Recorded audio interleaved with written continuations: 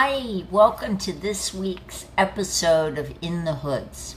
This week we're going to be talking about the Upper West Side, which is a really large neighborhood with sub-neighborhoods. Lincoln Square is one, which we spoke about last week, or a couple of weeks ago, and Manhattan Valley. For the purposes of our discussion, the Upper West Side we're talking about today, it runs from about 67th Street to the south, to the east, to Central Park, to the west, to the Hudson River, and north to 110th Street, with a cutout between 96th Street and 110th Street, between Columbus Avenue and Central Park West, for Manhattan Valley, which we'll speak about next week. Now, this area today is a very affluent area. It has some large co-op apartments which command top dollar. Many of these were conversions from rental buildings, and they converted largely in the 80s. So you have a large population who are really living in their pot of gold. Their real estate is probably their greatest asset at this point. There are also still some rent-stabilized and rent-controlled buildings on the Upper West Side. But the history of the Upper West Side is interesting because it was first in the 17th and 18th century. It was filled with streams running into the Hudson, and it had a lot of beechwood, which doesn't burn particularly well. And the Lenape Indians, who were the original inhabitants of Manhattan, liked to controlled burns to create land to cultivate and ultimately inhabit. And because they couldn't burn this birch, this was an area the Lenape did not particularly come to.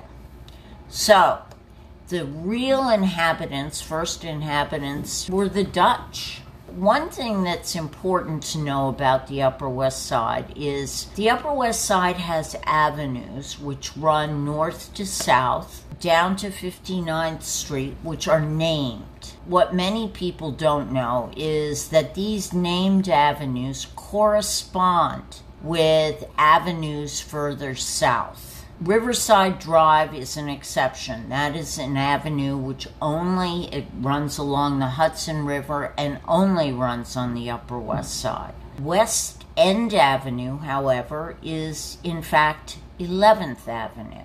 Broadway, interesting to me, maybe to nobody else, used to be called Bloomingdale Road. It was an anglicisation of the Dutch word Bloemendahl, which was a town in the Netherlands which was famous for its tulips. So it was originally named by the Dutch, and it ran all the way up where Broadway now runs. Along this avenue in the 18th century and the early 19th century were big homes and farmsteads. It was not largely inhabited. The area really, it was interesting when Central Park was being built in the 1800s. Apparently there had been a number of squatters in Central Park. When the land was seized through eminent domain, they were kind of moved out, and they all moved to the Upper West Side. New York's an amazing place. So there were not a large number of inhabitants of the Upper West Side for a long time. In the 1800s, late 1800s, the idea of Riverside Park was developed. I think it was 1866. It was designed by Frederick Olmsted, who designed Central Park, but it didn't actually come into being until the era of Robert Moses in the 1930s. The Upper West Side really didn't begin to be developed until the early 1900s, when many of the buildings that we're familiar with now were built. And that was largely because the 9th Avenue subway, it was an elevated line, was built, and it came all the way uptown. So it created a link between this neighborhood and downtown neighborhoods, making it prime for development. It's also, land was very cheap.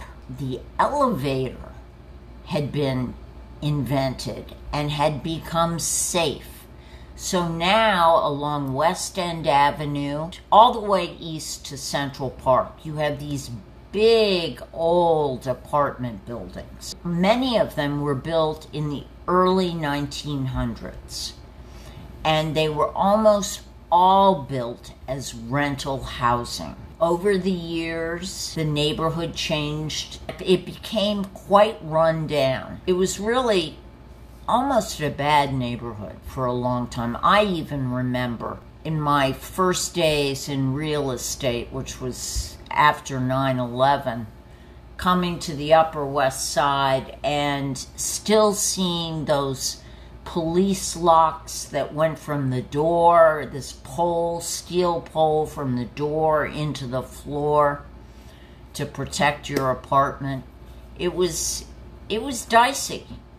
And over the years, the neighborhood is completely gentrified and become a very desirable place to live. Riverside Park has been completely redone and is beautiful. It's a beautiful asset for the neighborhood. The Upper West Side also has Columbia University, the Museum of Natural History. It has ethical culture. The New York Historical Society is along Central Park West, and some of the most exclusive co-ops run along Central Park West now. It's a lovely historic neighborhood that, because Columbus Circle are really just north of Lincoln Center, the feel is very different than areas of Manhattan further south.